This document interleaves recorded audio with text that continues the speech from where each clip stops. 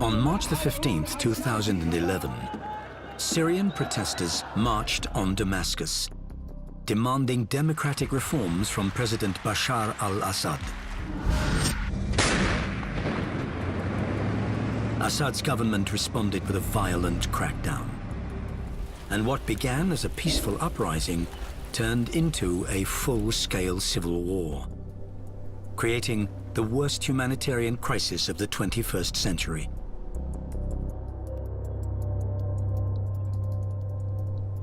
Today, much of Syria lies in ruins, and more than half the country's population, 11 million people, have been killed or displaced.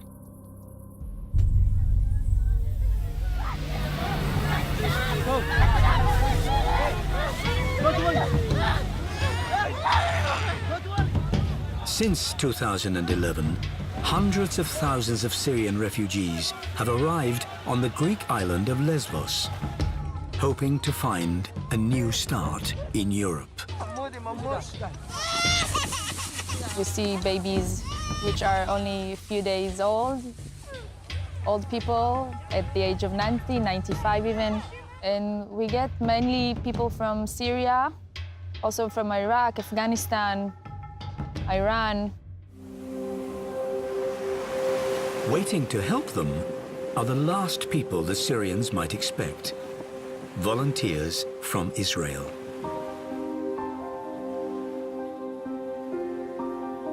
My name is Tali Shaltiel. I'm here with IsraAID, an Israeli-based NGO.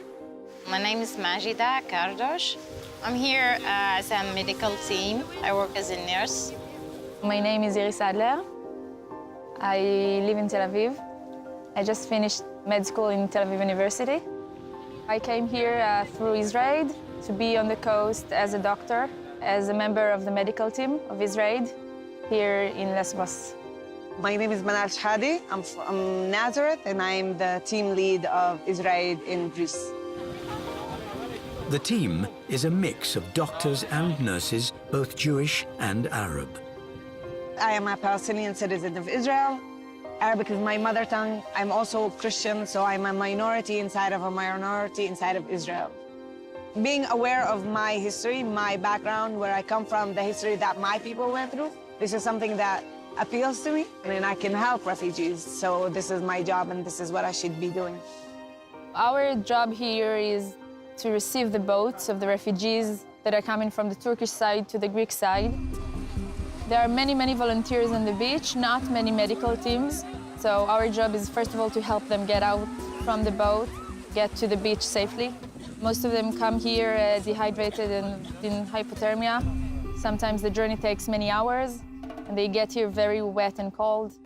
On the line from the Turkish side, they're going through a lot of problems. Their smugglers there are asking them to pay between $1,000 to $5,000 per person. A lot of time they're just shoving them into boats that should fit 50 people, but there are 150 people on the boat. They just leave them midway through the sea and they tell them, you find your own way to Greece, we're not responsible on you. Or they fill like half a tank of gas and they just leave them in the middle of the sea.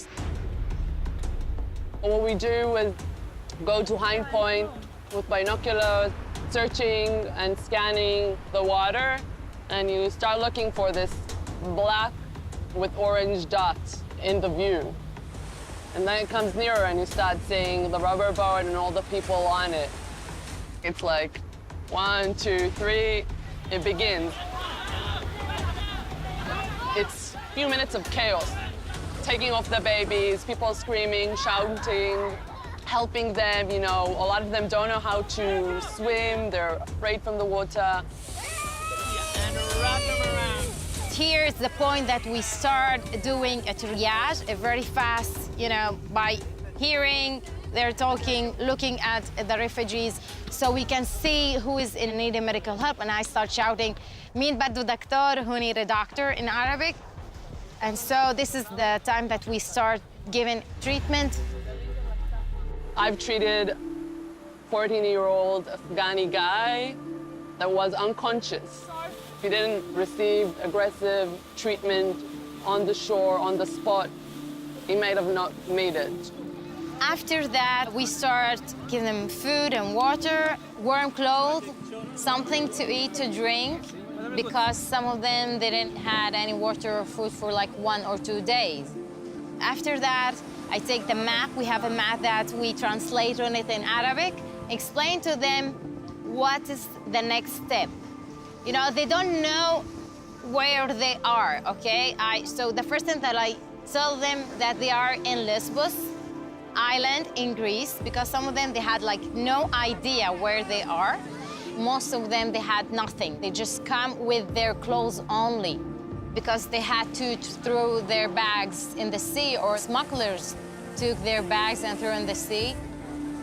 After a couple of days of assessing the field, we understood that the biggest need is a way to communicate with the refugees who come. So we brought a team from Israel, which is Arab-speaking, and the effect was amazing. Hearing your language is very important to them, and then getting the instructions where to go, what to do next, what are the next steps, because they have a lot of uncertainty. Although Israel and Syria are technically at war, none of that matters here on the beach. Usually when they get to the beach, they're just happy to see people waiting for them, giving them help and food and clothes and medical treatment if they need. Sometimes they realize who we are, and they're just happy to see us, and they hug us and kiss us, and it's very exciting. We get lovely, warming reactions of hugs and, you know, men kissing me like I'm their daughter, you know, on the forehead, saying thank you, saying that I would never have thought that I'm going to receive treatment from an Israeli doctor, or share my story with an Israeli who will empathize with what I've been through. This guy, he had, I think, a sprained ankle, and he put some bandage, and I wanted to take out of my bag some medicine to ease the pain, a painkiller. And while I'm looking in my bag, this guy asked Majda in Arabic, where am I from? Like, where is she from? Where is she from? And she was telling to him, what does it matter? You need help now. She's here to give it to you. Why are you focusing on that? And we continued with our work and whatever we were doing at the time. And a few minutes afterwards, he comes to me with a package of biscuits that he brought from Turkey for the journey. You know, giving me something from the nothing that he have, and apologizing for not respecting me or questioning me, and, you know, just giving me, you know, a thanks for being there. IsraAID is a non-political organization. What they do is help people in a disaster situation. And this is what I'm doing. And this is what they teach me at nursing school, to treat a human, no matter what he is, which religion he have, which color he is, what language he talks. To see a 60-year-old Arab man burst into tears on the shore, something that you don't see every day. So being able to give a hand, give a hug, give water, medical treatment, yeah, it's a privilege. Offshore, IsraAID doctors provide trauma counseling for families in refugee camps. We start with the communication thing, talking Arabic, or put only hand on his or her shoulder, try to make them feel better, you know, as much as we can. In my country, in Syria, it's coming very hard, and there is no future for anyone. Yesterday, I have coming here with a plastic boat. I will say that they are amazing people, and I'm really thanks everyone working with these people.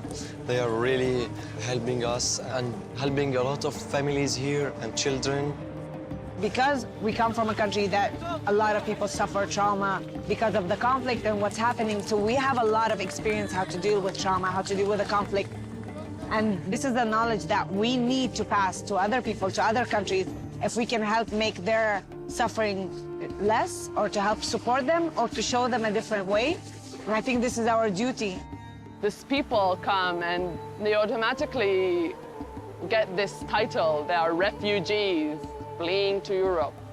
And they're treated and looked as refugees when they're human beings, as me and you. And for me, when I meet those people, this is what I'm trying to give them, that feeling that I respect them, I feel them, I connect to them in the most human level. I'm not above them or same. It's this, now they're on that side of the coin. Tomorrow it might be me and I will need their help.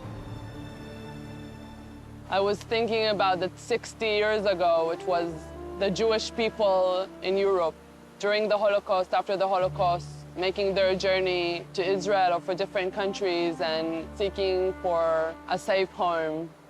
We were always saying, never again. When you see something difficult, for me, it's looking at my part. What's my responsibility?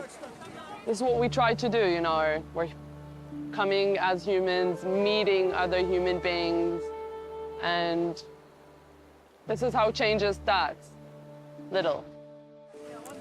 I think that helping other people is a very important thing in the Jewish tradition. We can't just sit back and watch what's going on. We have to come and do the best we can, and even if we touched few people's life, I think that's a lot.